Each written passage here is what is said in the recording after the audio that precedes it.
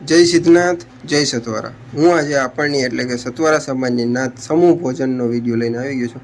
આ વિડીયો બનાવવાનો એક જ કારણ છે કે આપણની સમાજ કેવડી છે અને કઈ રીતે મેનેજમેન્ટ કરે છે। તો આ વિડીયોને જરૂર ને જરૂર આગળ શેર કરજો અને લાઇક કરજો અને કોમેન્ટમાં જય સિદ્ધનાથ લખજો।